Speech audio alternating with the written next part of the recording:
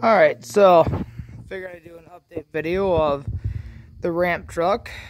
Now that my derby season is over, I can begin working on this thing now that I have time. So, one of the main things that happened to this on the way home, if any of you watched the video of me driving this thing home after sitting since 2005, it's 2018 now, the fan belt shredded. So I got to replace that, and it's just riddled with snakes and bees and who knows what else, mice nests. Oh my god, it's horrible. But I did start building the bed before I started working on the derby car, because I had high hopes to have used this to haul the car to the derby.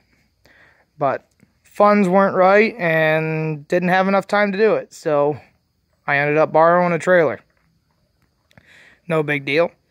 I'll get it ready for next year. I've already got a pretty good head start. And so I've begun pulling out the radiator so I can change the fan belt and whatnot. And a lot of you might be wondering, why are you pulling the radiator to just change a fan belt? Well, that's how much room I got to work with. Not a whole lot.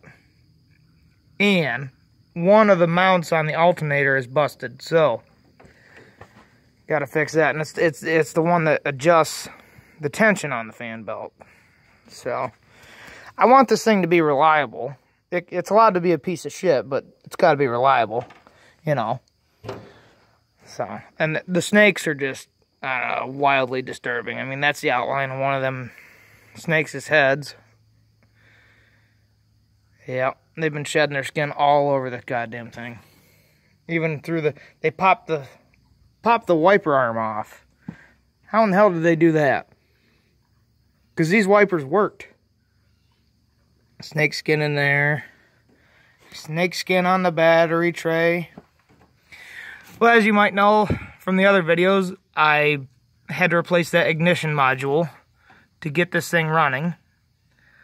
Along with, I don't know if you can see it back there, but there's a ballast resistor back there, 4-prong, and a 2-prong ballast resistor. All of 3 needed to be replaced in order to get this thing running. I don't know that much about Dodge motors, so that took a lot of research to find that out. But pretty inexpensive. I mean, I only paid $100 for this thing, you know, title and all. So I think it's worth trying to make it into something. Tearing apart the camper part was quite the pain in the ass, but you know, it's done with. I've already begun on the bed. Why not finish it? So it still needs a little bit of floor repair. Not too major. I'm gonna see if LMC Trucks sells floor patches for this van. I'm not sure if they do. They might just be for trucks only, but I mean, the dash and everything is in excellent shape. I gotta fix the bases to the seats and whatnot, and still have to enclose the back and the roof. Not a big deal also. My plan is just to use plywood and 2x4s and whatnot.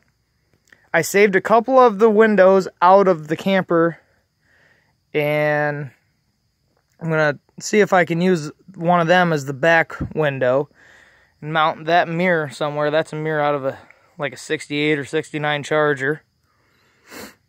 And mount it on the dash somewhere. And before you guys start wondering why am I using a camper window like that, thinking it's not safety glass, well, it is safety glass. I broke one just to see. And it's just the same glass as what's in the back of my truck there. Safety glass. So that's a plus. This is what I'm doing to go around the wheel wells. I mean, it looks kind of shitty, but whatever. I don't care about this thing. It's not my daily driver. It's just meant to haul those. You know? So it's really no big deal. I made the dovetail / beaver tail on it. Still got a lot more welding to do, obviously. I mean, I got the doghouse over there. I took the fuel tank out because obviously that was full of varnish and turpentine smelling gas. Stunk absolutely horrible. Yeah, like I said, don't have to look pretty. Just has to run and drive and be inspectable. Because I do live in PA and we do have inspection. And that's really the only concern I have with putting this thing on the road, is getting it inspected. What do you think, Willie boy? You gonna ride in it? You gonna ride in the RV? Don't tip over my bolt bin. Nope, don't tip over my bolt bin. Been vacuuming up mouse crap and snake skins. Everything I pull out, there's more crap all over the place. Hood's a little rusty right here, but I don't care. It'll probably even just have a bungee cord holding it down, because that latch does not work. Once again, I don't care.